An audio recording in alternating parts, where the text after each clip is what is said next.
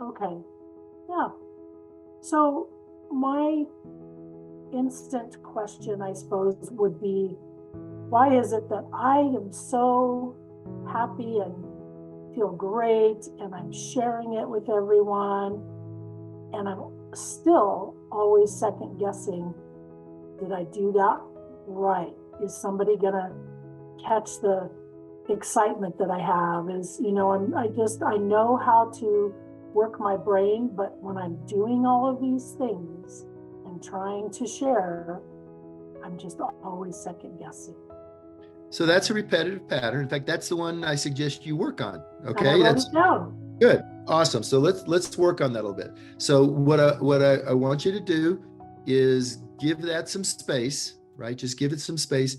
And what you're doing is you're judging yourself and you're putting yourself in a position which really it sounds like isn't accurate. It sounds like you've evolved, you've grown. You're the people you take care of apparently enjoy being with you. And you're making it about you.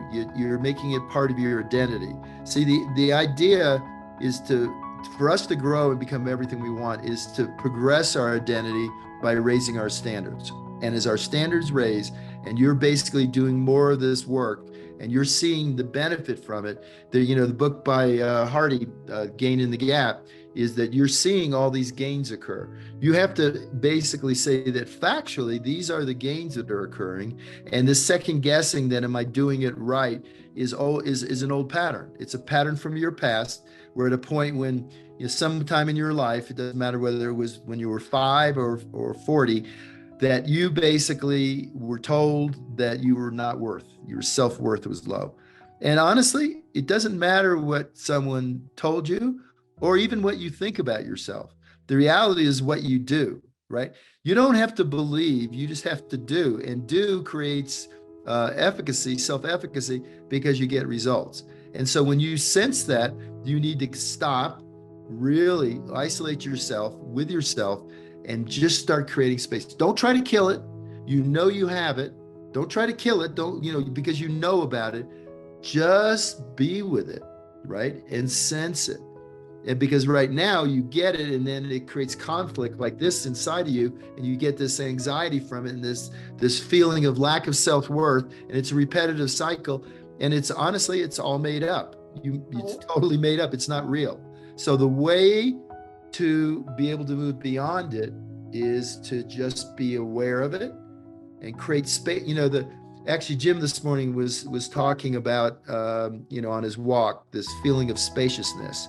It's the feeling of calm or spaciousness when you're no longer judging yourself. You're no longer needing to be right about yourself.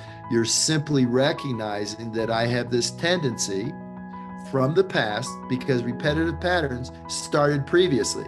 See, they don't update themselves. That's why they're called repetitive patterns. You're not adding new information, but now you are adding new information. And as you sit with that in that spaciousness, start thinking, how does this affect my body? How is it affecting my emotions?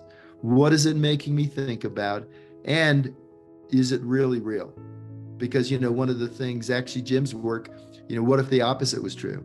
What if actually what you're saying, you don't know if you're doing it enough for your self-worth? What if you have too much self-worth? I'm just making that up.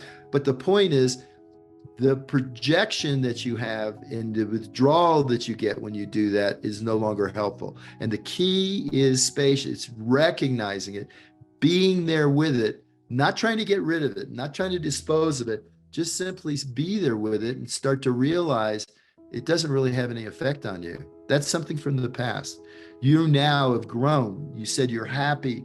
You feel fulfilled. You love what you're doing. That's enough. That's where it is. And to the point where at the highest level of consciousness, you no longer let that personal mind. See, your personal mind is, you created your personal mind. You did it since you were a little kid, and that is not serving you anymore. What's serving you is this level of awareness that allows you to become everything you want to be and to be aware. Like yesterday, we were skiing really hard, but the light was refracting off of the snow, and there were little crystals. And I sat there on the lift going up, and the wind was blowing, it was chilly. And I could have said, oh God, I'm cold. Instead, I diverted that from my body and looked out at this incredible scene in nature, right? With these just a billion diamonds in the snow. That's what you do. You simply, when you start having a negative thought, you basically give it space, allow it to become open, and then basically project that, you know what? I just did an amazing job. That client or the person you just talked to just made great. That's why, you saw me with Tanya, why I was crying, because this works. This stuff works. And to get that feedback that the work works brings great joy to me. And those are tears of joy.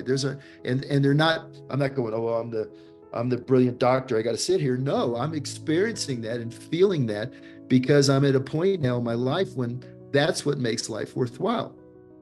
It's that interaction. And you're doing all this wonderful work.